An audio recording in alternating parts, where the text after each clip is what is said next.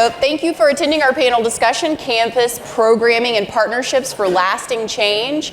I'm Jenna Robinson, president of the James G. Martin Center for Academic Renewal in Raleigh, North Carolina. I'm also a member of the UNC Alumni Free Speech Alliance and the National Alumni Free Speech Alliance. Most of my work focuses on public policy and creating policy change. But in the course of that work, I've encountered so many people on campuses in North Carolina and beyond who are taking that policy work and making it a reality. And one important thing I've learned is that policy change is a necessary but insufficient step to creating lasting change on campus, to protecting free speech and viewpoint diversity and all of the other goals we have in common. In order for that policy change to be meaningful, we need smart enforcement, fair adjudication, and crucially, we need culture change on campuses. Let me tell a quick story from my experience in North Carolina. When I first started monitoring free speech in North Carolina, we used FIRE's red, green, and yellow light ratings to look at all of the schools, and none of the schools in North Carolina had green lights. But in 2015, UNC Chapel Hill got its green light. In 2017, the North Carolina General Assembly passed a free speech bill. Later, the faculty at UNC adopted the Chicago principles. The trustees at UNC adopted the Chicago principles. And after all that good work had been done, UNC professors surveyed students and found that they were still self-censoring, despite the fact that UNC had some of the best policies on free speech in the country. And that shows you that the policy change is not enough to change the culture. And so that's what this panel is about today. The people on the ground changing the culture, taking the policy changes that we need, and then reinforcing them or enforcing them, or just changing hearts and minds of students and leaders on campus. And so that's why I'm so excited to be here moderating this panel of people who are in some ways in the trenches on campuses, making that change real. So we are just gonna go ahead and get started. Each panelist will have 5 minutes to tell you a little bit about their work, and then we'll move on to Q&A. So thank you, take it away. Thank you. And thank you all for being here. Thank you to ACTA for putting this on, and the Stanton Foundation. But really importantly, thank you all for making time out of your week to support free speech and support this work that's going on. My name is Ross Irwin. I'm the Chief Operating Officer and co-founder of BridgeUSA. My work in this world began when I was a freshman at UC Berkeley. I was very new to campus, and I was new to the big bad world of university politics. And what happened was a speaker was invited to campus, Milo Yiannopoulos. And some of you may know Milo. He got a lot of work a few years ago, less work now, but he made a lot of money, frankly, pissing off left-wing campuses. And UC Berkeley fit that bill. In preparation for his speech, there was a gigantic protest organized. Filled up, our mall on campus, and then there was a counter-protest organized. And what happened was my colleagues, my fellow students at UC Berkeley, came to our school, and they began to fight with each other. I mean, first they began to yell, but then they began to actually physically fight with one another. Barriers were thrown through windows. Eventually ATMs were ripped out of walls. And a group of my friends and I came together and said, I think there's got to be a better way to do this stuff. 1 week later, we held our first discussion about free speech on the college campus, and kind of the rest is history. But fundamentally what happened was, as we began working, we saw that actually most students didn't want to brawl. They didn't want to be shouted down. Right? What they wanted to do was have meaningful discussions. They had come to to college to learn, in fact, and to explore ideas. But there was a censorious minority on campus who was most interested in shutting down those opinions and making people feel scared to express themselves. And so what was born out of that first discussion was BridgeUSA. And fundamentally what BridgeUSA does in the simplest form is get people who disagree with one another to talk to each other. We work on college and now high school campuses, and what we do is we bring groups of students together to create clubs, to create organizations. And what those organizations do is they take the most controversial political topics of the day, and they invite people to talk about them. They have a moderator, and they run through questions so that people who have incredibly different values and backgrounds and ideas about the world can exchange with one another respectfully, constructively, and actually learn from people who they disagree with. Now, this work is difficult. It is sometimes it puts you, in the line of sight of a lot of people on left and right. They say, how could you talk to these people? Right? These people are so morally bankrupt, so evil, that they should not be engaged with. But the reality is that 70 to 80% of students on campus are interested in these discussions. They want to talk to one another. And what we do at BridgeUSA is we give them the tools to do that, right? So both, how do you moderate? What topics should you use? What questions should you ask students? But importantly, the other thing that we do is we give them the courage to go do it. Because they look out on their campus and what they see is these minorities who say, no, don't talk to one another. Actually, those people are beyond the pale, right? They should not be engaged with. And to engage with them, in fact, on the left, they would say that's violence. On the right, they might use other words. But fundamentally, what we're trying to do is to create not just these discussions, but an identity and belonging within a group of people that believe that, in fact, speaking to one another, dialoguing with people you disagree with, and facing ideas that you find morally reprehensible is fun, it's educational, and it's rewarding. And so that's what I do, and luckily I also get to work with ACTA and Braver Angels on the Campus Debates and Discourse team to bring debates about a whole range of issues, of which you'll see soon after lunch, to students on a myriad of other campuses as well. What we're trying to do is to create a new identity, one that rises above right or left, but one that says, I care about differences of opinion. I value people in my life that I disagree with. So that's what we do at BridgeUSA. Thank you so much for having me. Looking forward to the rest of the panel. All right. Hi, everyone. My name is Dr. Tabia Lee, and I'm very thankful to be here today. Thank you to ACTA and AFSA for holding this space and all of you for being here. I'm a lifelong educator, a founding member of Free Black Thought, and our president, Eric Smith, is here today. I also serve as a senior fellow for Do No Harm Medicine, and recently I've done some work with the Coalition for Empowered Education as well. I'm someone who really came into this work, into national attention, due to being counseled by ideological zealots in the California community college system who subverted my tenure review process. And I'm not going to dwell on that too much because I don't think it's very helpful or instructive for people. Instead, I want to touch on some of the higher points that can be relevant to trustees and alumni in any context, with really a focus on the pillars of excellence, freedom, and academic freedom and accountability. So that's how I'll frame my remarks.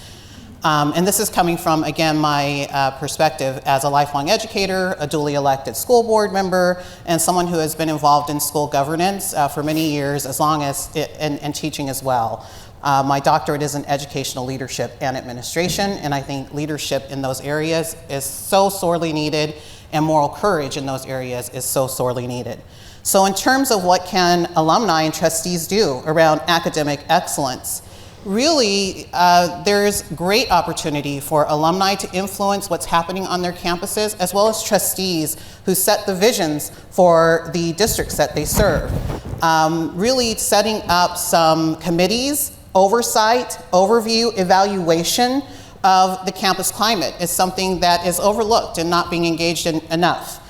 So how is the campus promoting free inquiry? How is critical thinking being supported through the curricula that's in action?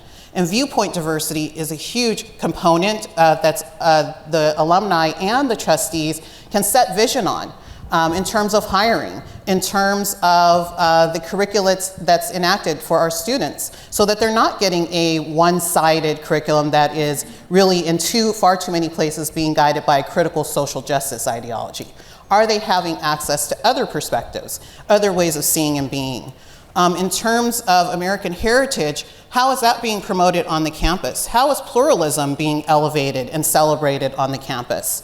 How are the rights and responsibilities of citizens and the struggles for equal citizenship being highlighted in the curriculum? And what you'll find in many of these studies programs, gender studies, American studies, Middle East studies, anything ending in studies, it's often a very anti-American slant, and it's against American values, it's against our democratic republic, it's anti-capitalist, it's anti-imperialist, it's anti-colonialist, it's anti-racist, it's anti almost about everything that's positive about the nation. So as boards and as alumni, you can have influence on that and ask for greater viewpoint diversity and more support for what makes us great as a nation in terms of the campus programming and how we're creating partnerships for lasting change.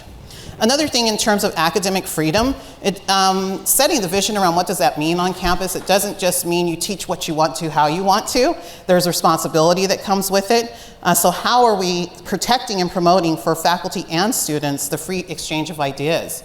Not just one perspective, but many perspectives and viewpoints. Also, civil discourse, which many of the previous panelists have spoken on. And two, standards of instruction. This is an overlooked area that many boards of trustees have frankly abandoned their responsibility to their academic communities to set standards for instruction that say what is appropriate, what aligns with institutional mission and vision, and what we expect our students to learn overall. And we see it being pushed through DEI programs now because we've just literally let our responsibilities down and not paid attention to it, and other people are paying attention, and they're advancing their own version of standards and so forth. So in the past, these roles, I'm saying this as a former school board member, a lot of schmoozing and networking and fundraising and social capital building, but we really need to get back to a focus on academic integrity, stewardship, and innovation. And so in terms of accountability, I just want to touch on some of the things that can be done and that I, with my educational consultancy, work with people on. Setting policies that require viewpoint diversity in curriculum is something that alumni can influence and trustees can influence. Policies guide action.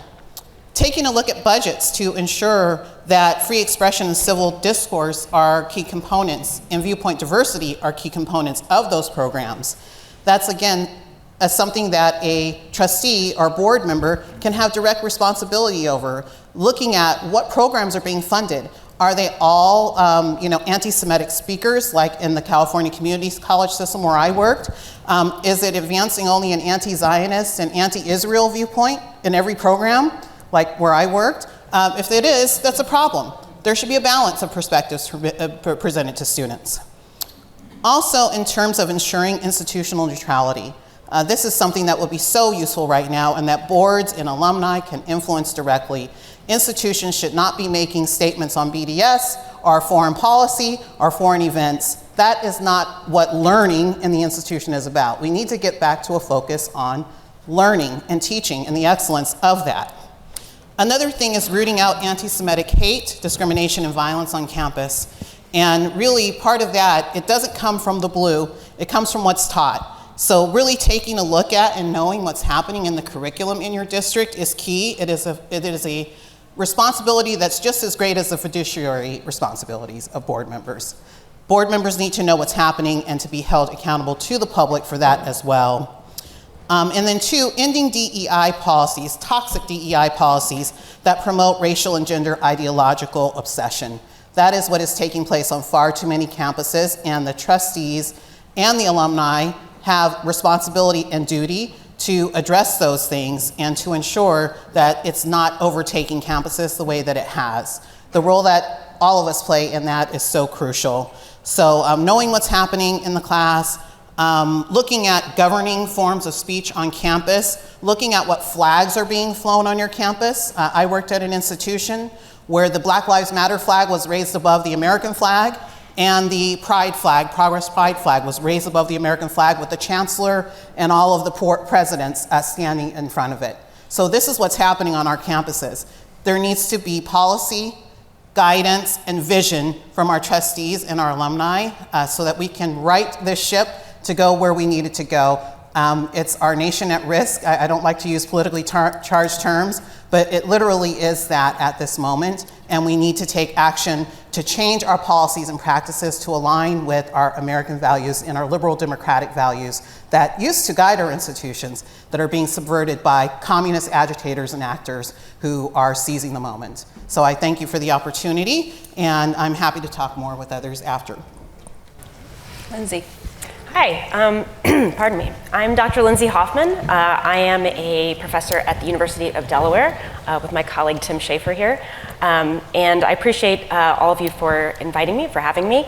I am on the ground as a professor in the classroom with these students that we're all talking about today on a regular basis. And I concur with Ross that our students by and large want to have these conversations, but they don't know how.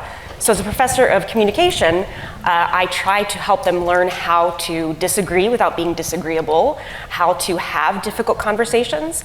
They really want to engage in these things. So where I come to this from is I've been at UD for 17 years. I can't believe I'm saying that. I came to UD from the Ohio State University, which has I would say University of Delaware is definitely leans blue, leans liberal.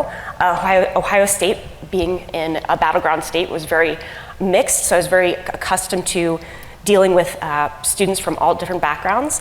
But I actually grew up in Kentucky with parents who my dad is very conservative, listens to conservative radio. My mom is very liberal, literally moved to Canada when George W. Bush was elected. Oh my gosh. She did it. She did. They're divorced, of course. But that got me really interested in how people can be so divided by politics. Not that was the entire reason, but it makes for a good story, right? So it got me really interested in how can people have conversations across these differences, and why does it seem so hard to talk to people who disagree with you? So as a professor in communication, I've been very interested in not only engaging students in these discussions, but more importantly in conducting research to assess what initiatives work and in what manner do they work.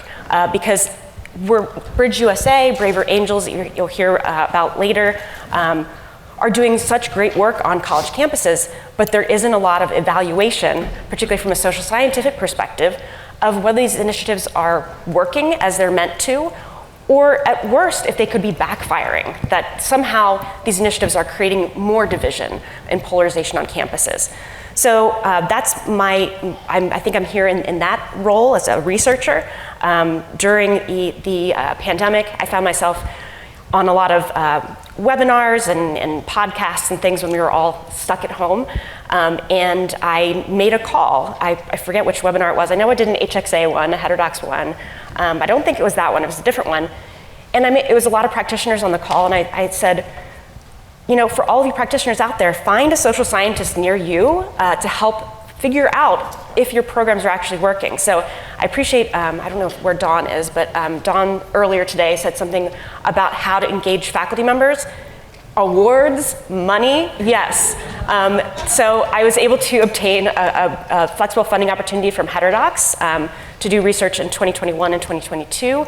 In talking about that research and in calling on practitioners to find a social scientist, I was introduced to he's not there anymore, Doug Spry at ACTA.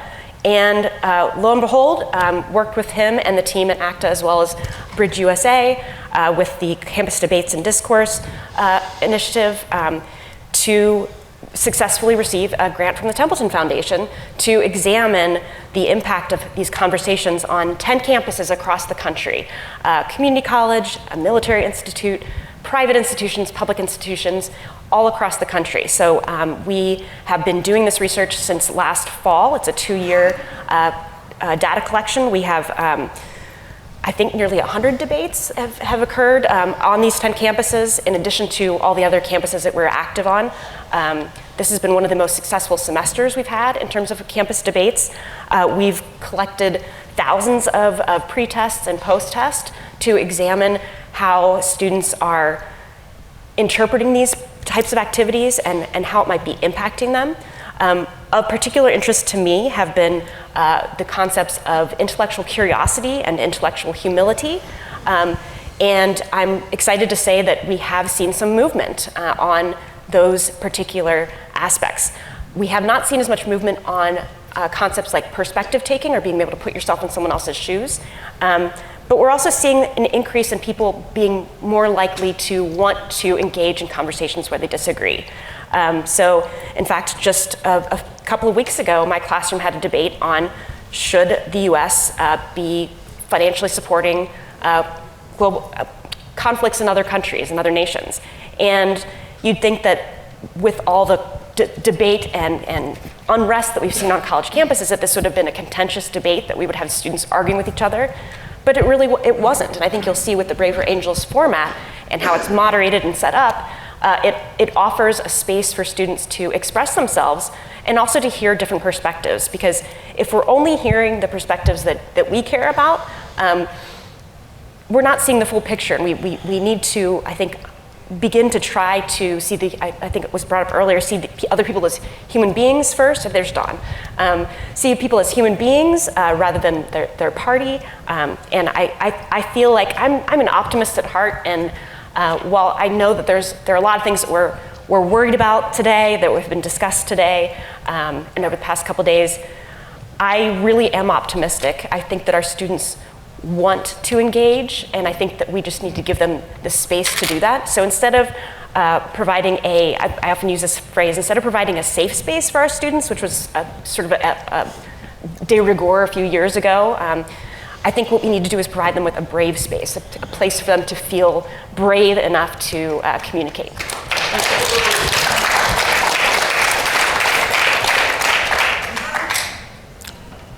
So I get to bring this thing home, huh? Yeah. Okay. Wonderful to be here. Thank you for the invitation to ACTA and to everybody else. I think these are the themes and the questions right now in higher education and society writ large, right? But higher education is one of these kind of acute spaces where this is happening that we, I think, appropriately need to be thinking about, and then also to navigate the realities versus kind of the rhetorical kind of dimensions as we speak about some of this. So my name's Tim Shaffer. I'm the Stavros Niarchos Foundation Chair of Civil Discourse at the Biden School of Public Policy and Administration at the University of Delaware. I will let that simmer for a second. But it actually kind of speaks to, I think, one of the important things. And so I actually, and yesterday I was actually speaking with a group of farmers in southern Maryland, originally from Appalachia. Actually, Lindsay and I, strangely enough, have both ended up in Delaware from the same neck of the woods. Yes. Kind of our paths are different, but in a lot of ways similar, being shaped by the places that we're from and also existing in the spaces we are now. And understanding, I think, importantly, and I was saying this to literally a group of Farm Bureau leadership yesterday, that I'm walking into a room looking and acting like a professor in a lot of ways, and you might put me into a category, because I was educated at one of those Ivy League schools that was kind of being referred to earlier. But I'm also not the caricature. And so that's one of the things I want to say first here is how do we have these conversations really importantly about things like free expression, also in the same breath with how do we talk about inclusive communities? What does it mean to think about these issues particularly in places where folks are showing up, traditionally aged students, right, 18 and 19-year-olds, in an environment that is different oftentimes from the ones that they're from. I was a professor for a number of years at Kansas State, and I had so many students who were first generation, literally from towns without lights. And they would show up all of a sudden now sitting in classrooms with people who were speaking differently, different experiences. And that also just meant like people from Kansas City, let alone Western Kansas, right? So it didn't require you to hop on a big plane from someplace. And so when we think about higher ed kind of writ large, I think that's just one thing I want to note here at the very beginning. But what do I do? Because I'm also kind of one of these on-the-ground people. So I direct an initiative called the SNF Ithaca Initiative, which is really rooted in this idea of students having the opportunity to be shaped by experiences, learning in classrooms and co-curricular spaces, in many ways drawing from Ithaca, the island, the home of Odysseus, and the story of the Odyssey, that we are shaped by the places and the people that we're with. And so what does that mean for us, particularly at the Biden School and at the University of Delaware more broadly, is that we do a lot of work in classrooms. Yesterday, just finishing the semester in a class called Citizens, Civility, and Change. And we had opportunities for students to interact one-on-one, being paired with another organization with their help, with students from across the country that ideologically kind of set in different places geographically, politically, all these sorts of things. We do projects called dialogue dinners, right? So where literally they do a potluck, and if anybody knows the name Ibu Patel, who has been involved with the Interfaith Youth Corps for a number of years, founding that, the idea of literally how do we show up together, right? How do we literally break bread with one another? And one of these kind of core deep practices as people, how do we do this as a moment to respond to, I think as the other speakers were highlighting, overwhelmingly people are willing to listen and to engage. There are all these examples that really do highlight kind of moments of extremism.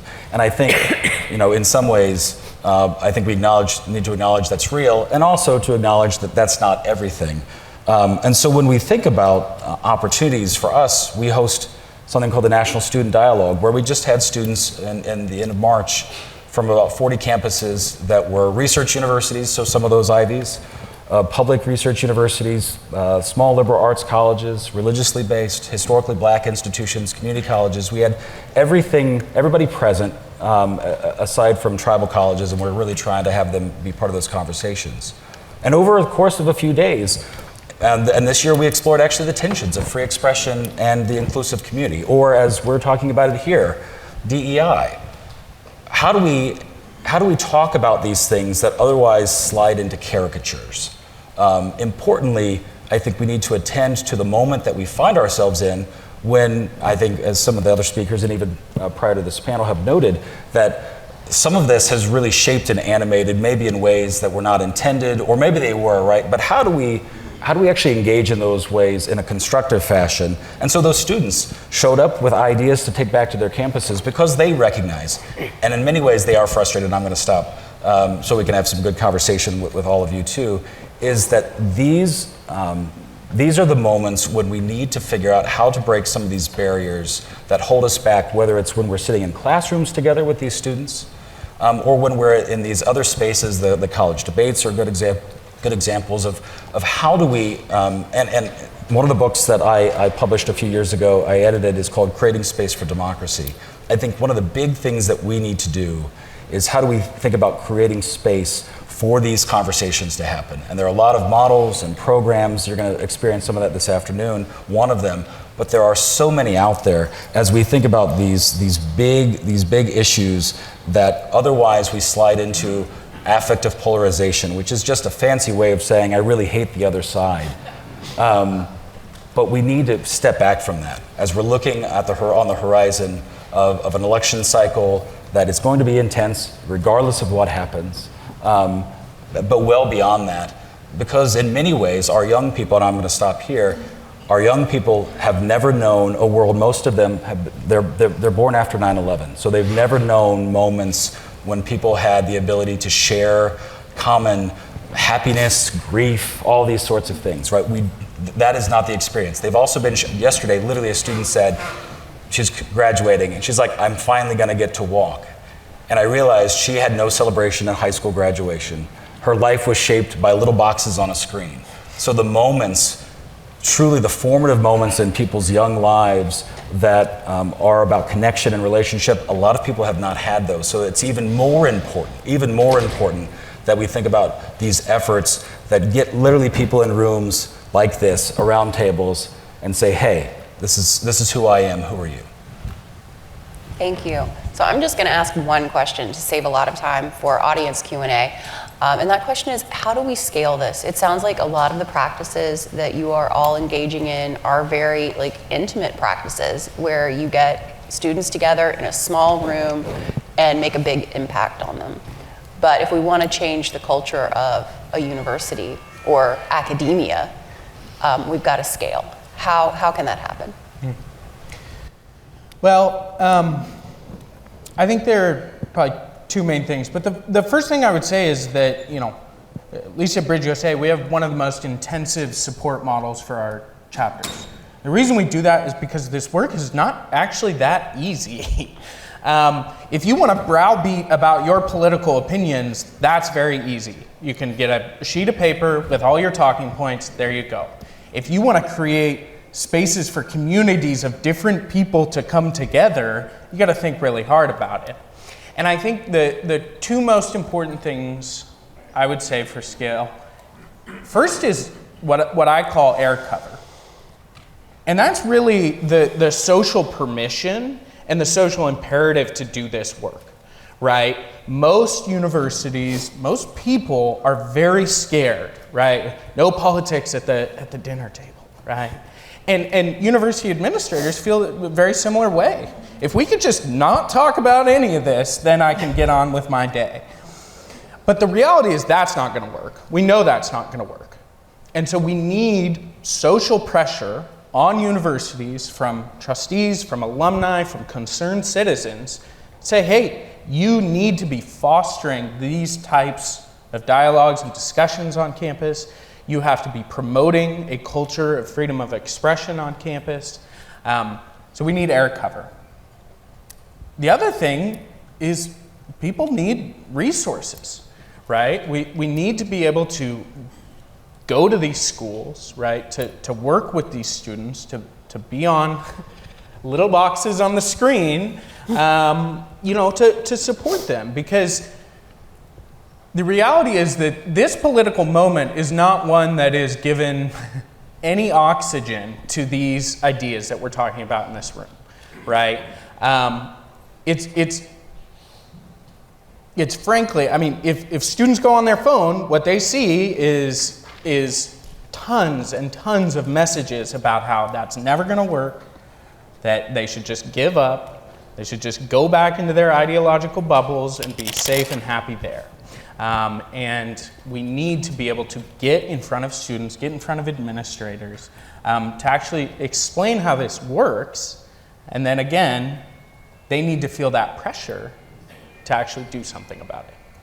And I'll just chime in on that. In terms of resources, it's very easy to critique a policy or to critique what teachers are doing in the classroom, to say what's wrong with it, what's wrong with the critical social justice ideology.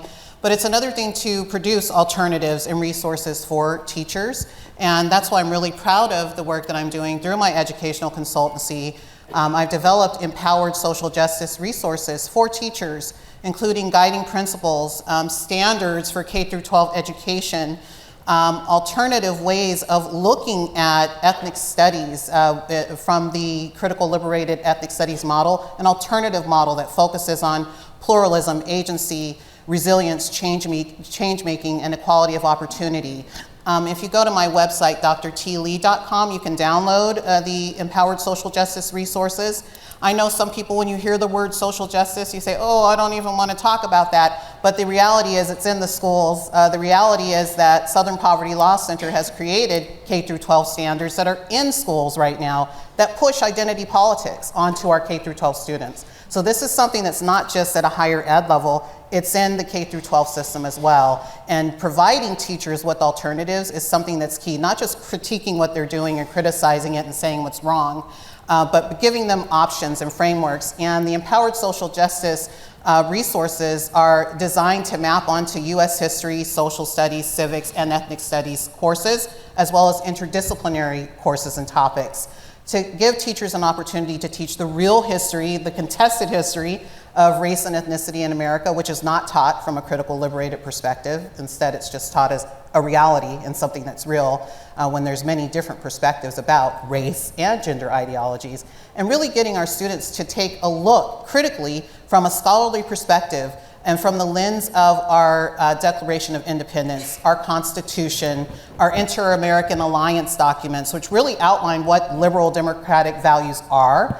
And then two, having them take a look at various scholars in various areas and to compare and contrast those perspectives and to be able to understand their neighbor when they're speaking from particular ideological perspective and themselves and what their ideological perspective is. So those are the things that need to be done in education, and through my consultancy, I am doing that work. Through partnership with Free Black Thought, we are creating DEI programs that do not align with the racialist or neo-reconstructionist ideology. They really focus on American pluralism and what unites us and what our common values and ideas are, but regardless of political perspective or persuasion. So in terms of scaling up, that's something that I've thought a lot about, because I again, I've been doing this in the classroom for many, many years. And so resources, again, I will echo that. Organizations like Heterodox and ACTA and all these things that can help faculty bring these issues to not only their campus, but to other campuses as well. But I think the one key point I will make in terms of scaling up, and I thought Ross was going to talk about this, but I think it's about giving the students ownership and efficacy and giving them leadership roles, giving them the responsibility. So as part of our Braver Angels Campus Debates and Discourse coalition, we have at least 2 student fellows on every campus. So those student fellows, much like your chapters, communicate with us. They are given a small stipend, and it's about giving them sort of that line to put on their resume. I think chocolates probably could also help. I hadn't thought of that.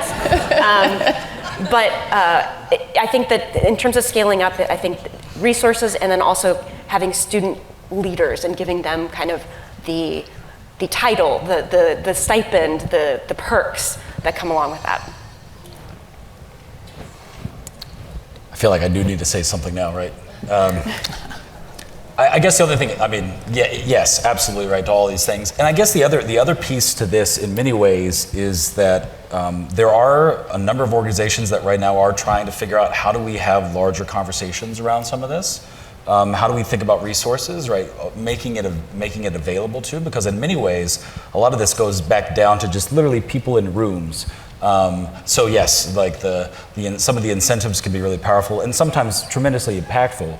But at the end of the day, right, if we can think about the access issue, like if we don't put a lot of this behind kind of paywalls or these kind of prohibitive barriers, that can actually be one of the most significant things. And right, if we can meet this somewhat in the middle, the top-down approach to where some of this, the efficacy is understood and assessed. I'm part of a few of these organizations like Constructive Dialogue Institute that's kind of connected with Heterodox and the like, right? These sorts of things, how do we think about some of this that's engaging educators to have the capacity and the resources to think about how do they teach, how do they want to approach these issues, but also for the students themselves. And then when we look at the kind of wraparound reality of the role of alums, of administrators and others who do have, importantly, say and influence. I went to a small liberal arts college for my undergraduate, and I'm talking with their administration right now about how to integrate this into the first year experience there. How does this get baked in?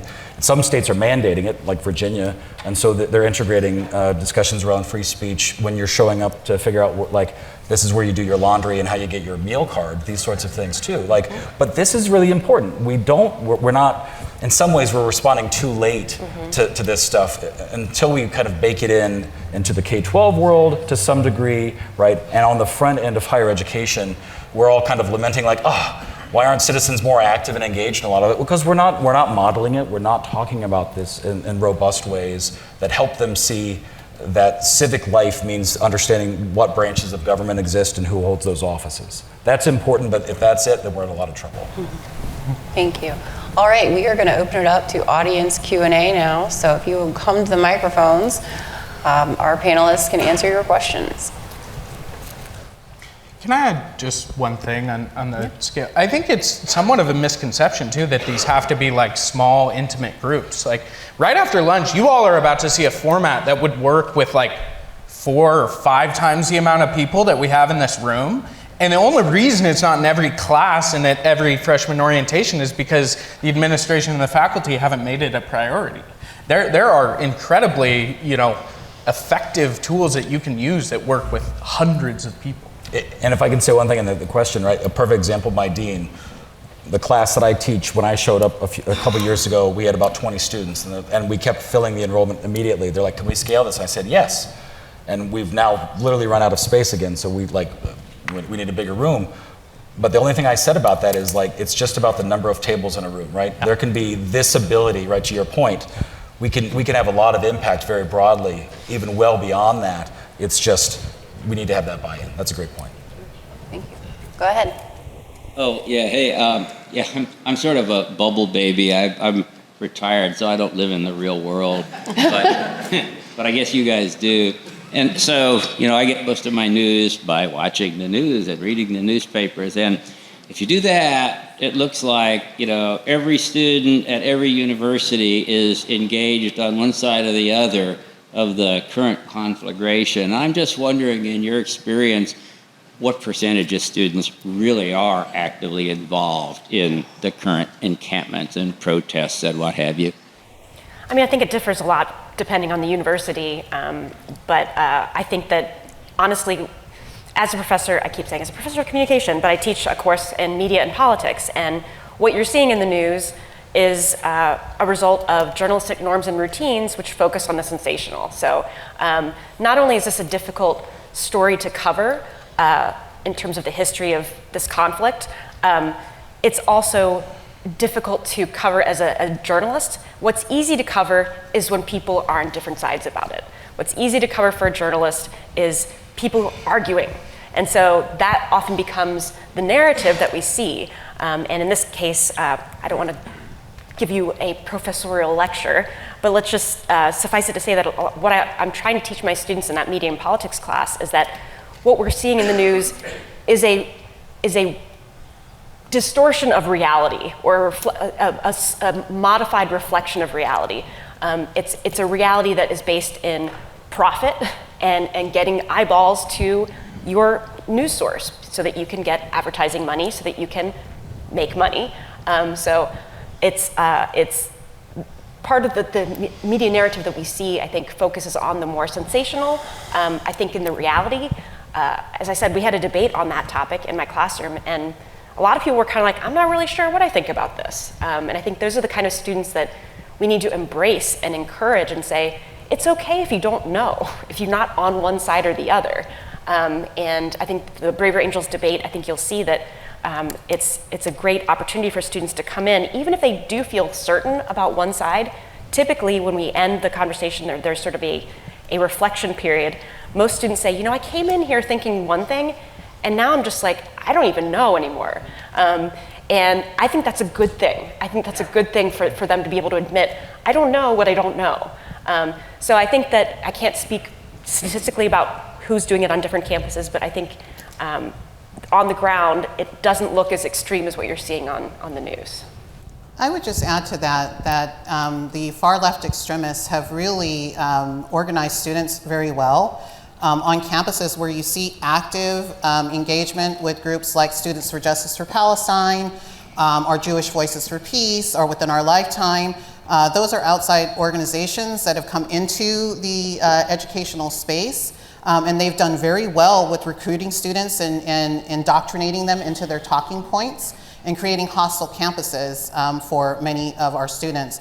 The statistics have shown from the New York NYPD and other law enforcement agencies that nearly half of the people that are on these campuses doing the encampments and doing all of these actions are not enrolled students at these universities and colleges. So we have outside agitators who are skilled at creating conditions for the revolution that they're seeking to engage in American society. And it's very real. And it just takes a small number of students to get an endorsement, or a faculty advisor to get an endorsement and to get onto a campus to begin, setting up your encampment and your barricades and, restricting flow of movement throughout the campus. And these groups are very loud and vocal, and they use intimidation and bullying tactics. They are being trained by skilled communist agitators. And I encourage people to research who's behind these groups and who is funding them and what their values are. And you'll see that it's not something that we want to spread, and we need to have an active response to these encampments, these illegal encampments that are happening throughout the nation. So I think it's something that it's very real. It's small groups of students and faculty members who are guiding these students and promoting these actions, and they have an aim that goes beyond education and that goes into our civil society at large. To put a really hard number on it, there are like 5 to 10% of students that I think are really activists like that. The problem is there are 80% of students who are scared to not walk that kind of party line. They're worried about either social ostracization from their peers, or they're worried for real academic consequences from teachers or admin. Right? They're worried that if they don't say the right thing, they will be suspended or their grades will suffer for it. So 5 to 10% of students are really about it, and then 80% of students are just scared to not, to say the wrong thing. Yeah. I wanted to ask you specifically about the weaponization of language. So even as I'm listening to some of you speak, there are some words that you're using, for example, social justice, inclusion, et cetera, that are neutral. They ought to be neutral words or terms that we can talk about in a variety of different ways. But I've noticed in my content creation work, I'm working with parents, especially in the K-12 space, but also students in universities, that these words are so loaded now that I feel like we have a choice between not using them at all and restricting ourselves in how we talk about these things. Like Tabia, you were talking about alternatives. And using them and having people knee-jerk pull back from us and not want to listen to anything we have to say. So I wondered what your thought on this is. Should we use some of the words but try to retake them and what they actually mean? Or should we try to avoid them? Because there's a big trust problem right now. And whether it's, I don't trust that I can speak out and not be ostracized, or I don't trust talking to you because I feel like you're just a plant, or you're from the side that's trying to control language. Do you have any thoughts on that? Language manipulation and subversion is a big component of ideological subversion. And Yuri Bezmenov talked a lot about this in his work. I encourage people to look at it. It was published in 1984, Love Letter to America. These are common tactics that are used. Taking words like equity, which used to just mean fairness, right? And now it means something completely different. Diversity, even what does it mean to be a woman nowadays? We have confusion around it, and that is all intentional. When you control the language, that's the means of discourse, that's the means of communication, that's how our thoughts form and how we interact with each other. So that control of the language and the subversion of meaning is very intentional, and the more people step back and realize what's happening, the more we can reclaim things like when I talk about patriotism, for example. Having pride in America, sometimes people say, "Ooh, you sound far right," Then when I start to talk about liberal democratic values, they're like, "Now you sound far left." It's like we have to really let go of those things and understand the linguistic manipulation that's taking place and understand the ideological roots of it, and that will help us to free ourselves from the prison that we're literally being set in this matrix where we're afraid to say this or that at any given moment when the rules change. It's very Orwellian, the world we're in right now. Can I? Go ahead. Okay. a few years ago, the Philanthropy for Active Civic Engagement, PACE, came out with a project, and I just had to make sure I said it right, the Civic Language Perceptions Project. And it's it's very accessible. If you want to take a look at it, you can find it pretty quickly. PACE, Civic Language Perceptions Project. And all of these terms, right, when we say unity versus republic versus equality, right, these sorts of things, all of this comes into play here of like the coding. It was a great, I don't know where you went, you disappeared there. You're a moving target. Okay. I was like, you were there. But this matters, right? And so, I mean, so even early, and again, I don't want to go back to this too much, but even depending on where you are, right, you can, like, we can kind of figure out, like, what are the words that make more sense in certain rooms. So talking about, like, again, like, kind of thinking about diversity, equity, inclusion, in my view, I think the viewpoint diversity work needs to and should be squarely sitting in the conversations when we're thinking about what does it mean to have a diverse place, right? And especially on higher ed campuses that are, I mean, we know statistically, right, kind of lean left in lots of ways, especially with the professoriate or these sorts of things. And so when we're talking about kind of diversity of perspective and thought, like in my view, right, this is where very appropriately these conversations can and should be, but because we have this really kind of rigidity of how we talk, and it's a shorthand. And until we actually begin to unpack some of the stuff, to be like, what do you mean? That's what I was going to say, is I think that one thing that I'm very interested in, I neglected to mention, is the importance of listening. When we talk about civil discourse, we're often talking about how do we say this and how do we talk about this. I think sometimes you need to say, what do you mean by social justice? Tell me what that means to you, why that matters to you. And I think we just need to sit and listen rather than to listen to understand, rather than listen to argue or listen to make a point. So I think there you are. I know, not you. The light's really doing it. It's the light, yeah. But I think active listening, engaging in listening is a really important tool for that. So if you're using a weaponized term, you might say, I know you might think you know what I mean, but let me maybe explain what I mean by this term. Or again, if you're on the other side, just say, what do you mean by that? I think our students, you know, they're not born knowing what these terms mean. I think a lot of our college students don't understand how the terms are being used. And so if you give them the opportunity to talk about it and say, you know, I'm not even really sure what this means. Like I was talking about with my students, I said, you know, before October 7th, were you even aware of this conflict, or, you know, what the history of this conflict? And, you know, as much as they have, you know, 5 to 10% have really solid opinions on it, all of them want to talk about it. They don't understand it. They don't have the language to understand it, but they feel like they're supposed to know. They feel like they're supposed to understand what it means. So if we give them the opportunity to ask questions like, what do you mean by this? And to listen to other perspectives, I think the listening goes a long way. And importantly too, like that listening, sometimes you can still say like, I don't agree. Like, I think that's bumpkiss, right? You can do that. Like it's this idea of civil discourse is not simply of finding some kind of artificial consensus or a squishy middle, or all of a sudden we become things that we're not. I think one of the really important things, and this is true particularly in higher education, but for all of us, is like to figure out how do we like have principled advocacy? How do we care about the things we care deeply about, these kind of core identity types of things, and be willing to engage? And at certain moments, and we always have to figure out where those lines are, when do we also step back and say, I'm not, like, you know what, I'm not interested in doing this, or you're not engaging in any sort of legitimate type of way. You just want to yell, you want to make your point. I mean, I think, you know, back to the point about some of the encampments, like, the question for me is, I mean, I think the institutional neutrality is a really important one. I'm always intrigued by university presidents making statements about things that they have absolutely nothing to do on. It's baffling to me.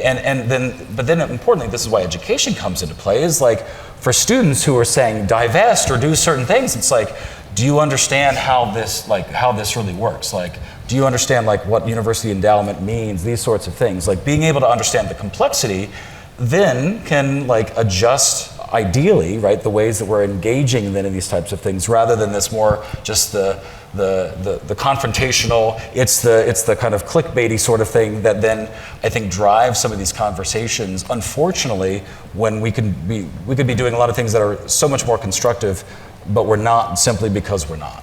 Right. Okay, Matt, you've been waiting, so. Matt Kukum, excuse me, Campus Free Expression Project at the Bipartisan Policy Center. I was reflecting on the interesting comments from all the panelists, and also in light of the title of this panel, which has to do with creating lasting change. And I wonder if part of the recipe for creating lasting change is not merely these important grassroots campus partnerships, but also getting senior leadership involved. And so my question to the panelists, many of whom are, you all are doing the work on the ground, is how can you leverage the successes of these campus partnerships into getting buy-in from senior leaders and trustees so that they can help push for more systematic change at their institutions? Thank you. Well, I think some of it is the work that Lindsay is doing, right? Is actually being able to prove, scientifically that these events and these things that we're doing are having a lasting impact on the way students operate and think about ideas that they disagree with. I think the other thing is you just got to get them in the room. Like, so much of my work is just getting people in the room, because once you're in that room, you go, oh my gosh, they're not these evil, conniving gremlins who are trying to, take over everything. It's like, no, I think most admin, probably, what they see is the encampment. Right. They're so distant from the day-to-day lives of students. They're not in the classrooms. Yeah. These provosts, all these people, presidents. I'm like, how often do they even interact with students? In our case, our president is in an office that's a drivable distance from campus. So, you're not bumping into students on a day-to-day basis. So getting them in the room, I think, is absolutely key. And maybe just a quick thing, because I know we're going to hit time soon, is there are some of these efforts. The Institute for Citizens and Scholars, for example, is doing some convenings around university presidents, chancellors, these sorts of things, because in many ways, I think they also recognize this is a fraud issue, right? This is important. Or they don't even really see, like, the alternative to just seeing this, because anything that flags as being political, there is this aversion. We don't want to touch it. The point when they come out actually with public statements is like literally way down a list. That's not their default position. So if we could do some reorientation, and the question, and I really appreciate that because I've worked with some of your other colleagues. This is how we get to this sort of lasting impact, is if we kind of get this buy-in at the kind of executive level, students kind of experiencing this, but also at that kind of grass tops, right? Those the kind of the intermediary roles, the folks that are in the classrooms, but also those who, and frankly, there are lots of centers and institutes and all sorts of things on college campuses that can and should be doing this kind of work in alignment with whatever they are, whether they're student life and the like. These are the possibilities, the inroads, if we want to really think about the lasting effect. Okay. I think also, just to add to it really quickly, that presidents and principals, they need to be instructional leaders, and we're not seeing enough of that. They should be setting the tone for their campuses. They should be able to jump into a classroom and demonstrate a lesson, demonstrate a process, demonstrate a dialogue, structure for their deans and for their, vice principals and other people who are, in senior leadership. So until we see principals and presidents stepping up as instructional leaders and focusing on academic achievement, not much is going to change. All right, we have time for one more question, and I'll ask the panelists to give short answers. Okay, I'm honored to be the last question between you and lunch. Make it good. Yeah, I'll try. My question is a little more fundamental. I come from a military background, so you have to take it from that context. I worked for a guy named Russ Honore who ran the Katrina effort. And General Honore had a saying that what we need here is less hua and more dua. And so here's my question. And I know the Brave Angels and folks are doing great stuff. The school that I'm working with in Virginia has had Brave Angel debates. The people who the administration picks to manage those debates and the instructors that they pick to manage those debates all do them along the format the students don't really attend a lot of them because their fundamental question is, I don't need to get in a room to talk to somebody about something. What I want to know is what's going to happen. And so other than the metrics of we have X number of debates, and gee, we had X number of more debates, and we had X number of more people in the room. The fundamental question I have is, how are you managing and reporting on the measures of performance and the measures of effectiveness as defined terms, in the dendritic model of exactly what all of these debates and meetings and group think sessions and everything are having on changing the fundamental problems in the schools themselves with the faculty and staff, because just having a number of debates and having a number of people show up in a room is not a measure of performance or effectiveness. So how are you doing that? And how is it going to get reported? And the last thing I'll leave you with as an example is the president of the school, this school in particular, continually reports to the BOV, we had X number of these debates with Braver Angels. We had X number of these. Boy, we learned a lot. Learning a lot is learning nothing for these people. So how are you going to kind of put this into action so you measure what the outcomes are? Well, that's precisely what I'm doing with this Templeton grant. So that's why we received the funding to measure this on these 10 different campuses. That's kind of why I made that call back in the pandemic for all these practitioners to find a social scientist near you so that you can actually create, in this case, we're sort of creating these quasi-experiments where we are having people come to these debates. They're taking a survey before they get there, and then they're taking a survey after they leave the debate. And so we've, in terms of the output or what's coming from it, we've already presented this research at several academic conferences. I have at least one publication under review right now. So for Templeton, it was very important to them that we get recognition from the academic community, but we will also be, and maybe Ross can speak to this more, or Doug later, there will be a report given to Templeton that I think will be made public.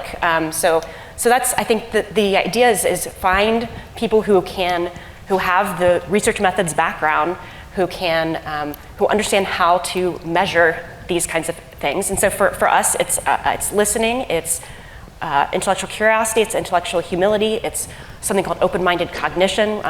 So a lot of concepts from psychology and sociology to help us understand what the real impacts are. I don't know if that answers your question. On our end, this fall we will start doing pre and post tests for every discussion at every college chapter. We're going to measure outgroup animosity, respect or support for pluralistic norms, intellectual humility, and perspective taking. The real thing, though, that I think is missing is that this field is starting to reach for real science. Right? We're all going, I feel better. Everyone says they feel good after these things. I feel more informed.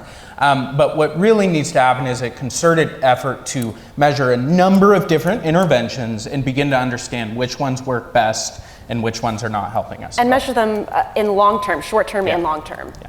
That's kind of my hope in our next grant, that we can do some more long-term measurement. Because if people feel good and happy after the debate, that's one thing, that's great. But how does that impact them down the road when next week they're confronted with someone who disagrees with them, or next month, or next year? So it's about, I think we've talked a lot about campus culture, and I think that in a less tangible way, the more these debates occur on a campus, the more they become part of that culture. So like Denison University, I think, is a great example of one of our campuses that we're studying who they do Braver Angels at their freshman orientation, Braver Angels debates. And it's become part of the culture of that university. And it's granted a much smaller institution than, say, the University of Delaware. But I think that this is where administrators, faculty, all people that are involved, alumni, can sort of have input on what does it mean to be a University of Delaware student or alum. And I think that you can see, I think what makes universities so fascinating, especially being a professor there, is not only do I love observing how student fashion changes year to year, it's like, Uggs one year, then it's like, I don't know. But they also, there's such high turnover that the climate can change really dramatically. When I came to University of Delaware, I'll wrap up after this, UD was rated one of the most politically apathetic campuses in the nation. And coming from the Ohio State University, I was like, oh no, I really want students to be active politically. And since then, we've seen lots of different movements. Milo Yiannopoulos also came to University of Delaware some time ago.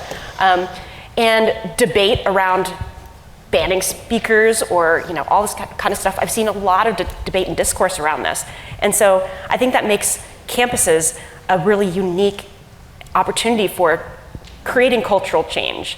And I think that you just need to have kind of the buy-in again from all these different stakeholders. And I think the resource question in terms of how you do this, give people money, give people rewards, give incentives.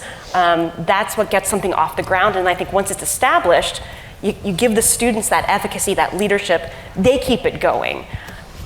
Can I just add too, in terms of the trustees and their role in this, not only setting the vision for campus culture, but the measurement and evaluation should also be part and parcel of their duties. So when you're enacting these DEI policies or when you're enacting these new constructive dialogue programs, the responsibility for measuring the impact on campus should fall to the trustees, and they should be tracking that, benchmarking, looking at data of various forms, and asking for that data from their presidents and from their deans and from their faculty. Without that, then we're just kind of driving in neutral. There has to be an evaluation component based on real data and data that is showing a transformation taking place. That is the duty of trustees to ensure that that takes place. Great, thank you. That's a wrap. Let's give a hand to our panelists.